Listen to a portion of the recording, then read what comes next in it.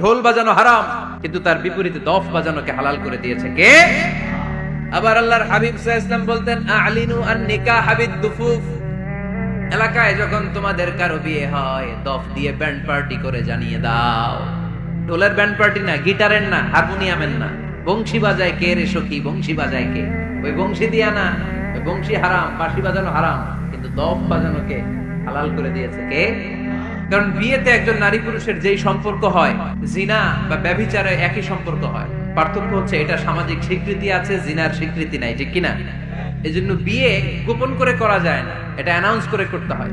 ওমরে ফারুক রাদিয়াল্লাহু তাআলা আনহু যখন মদিনার খলিফা, উনি বলতেন, লুকিয়ে লুকিয়ে যদি কেউ বিয়ে করে, সমাজের আশেপাশে তার প্রতিবেশীরা যদি তাদের দাম্পত্য জীবন সম্পর্কে না জানে, আমি তাদের দুইজনকে জিনার শাস্তি দেব। কারণ লুকিয়ে বিয়ে করা যায় না, সবাইকে জানিয়ে অ্যানাউন্স করে সবার দোয়া নিয়ে বিয়ের পিড়িতে বসতে হয়। চিল্লায় বলেন ঠিক কিনা?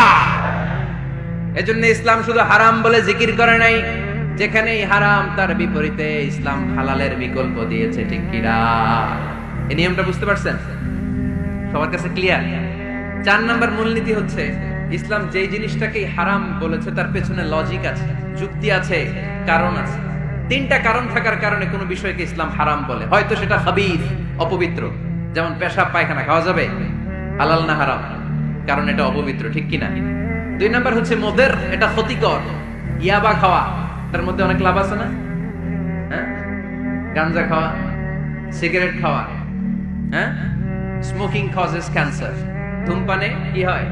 কর্কট রোগ হয়। পৃথিবীতে এই একমাত্র খাবার যেটা টয়লেটে ঢুকে খাওয়া যায়।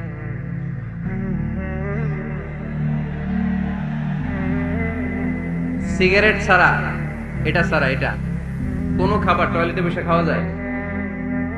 সিগারেটই পৃথিবীর একমাত্র খাবার যেই খাবারের প্যাকেটের উপর এই খাবারের বদনাম লেখা থাকে। কালিয়ারার বাজারে এক ধরনের বিস্কুট আসছে, মনে করলেন, দেখলেন যে বিস্কুটের গায়ের মধ্যে লেখা, এই বিস্কুট যেই খাবে তারই ডায়রিয়া হবে। খাবেন? দোকানওয়ালারা কি কইবেন? তোরটা তুই খা, তোর ডায়রিয়া হোক, তোর 14 গোষ্ঠীর হোক, আমরা খাবো না টাকা দিয়ে, ঠিক কিনা? কি আজীব তামাশা, এই সিগারেটের উপরে লেখা এটার বদনাম, যে এটা খেলে কি হয়? ক্যান্সার। এরপরও আমরা খাই। তারপর এটা হয় টোবাকো প্ল্যান্টস থেকে, তামাক পাতা থেকে। কালিয়ারায় তামাকের চাষ হয় নাকি? তামাক পাতা কেউ দেখছেন? এটার আবার বেড়া টেরা লাগে না, কারণ ছাগলও মুখ দেয় না। কথা কি বুঝতেছেন? তো যে এটা ছাগলও মুখ লাগাইলো না, আশরাফুল মাখলুকাত হয়ে, আল্লাহর শ্রেষ্ঠ জীব হয়ে আপনি এটা মুখে লাগাইতে পারেন? গোটা বিশ্বে এই ধূমপানের কারণে লক্ষ লক্ষ মানুষ অকাল মৃত্যুতে ঝরে পড়ছে। এটা হালাল না হারাম? কারণ এটা মুদের, এটা ক্ষতিকর। ইসলাম আমাদেরকে মূলনীতি শিখিয়েছে, লা দারারা ওয়ালা দিরার। নিজেরও ক্ষতি করতে পারবা না, অন্যেরও ক্ষতি করতে পারবা না। আইনটা কার?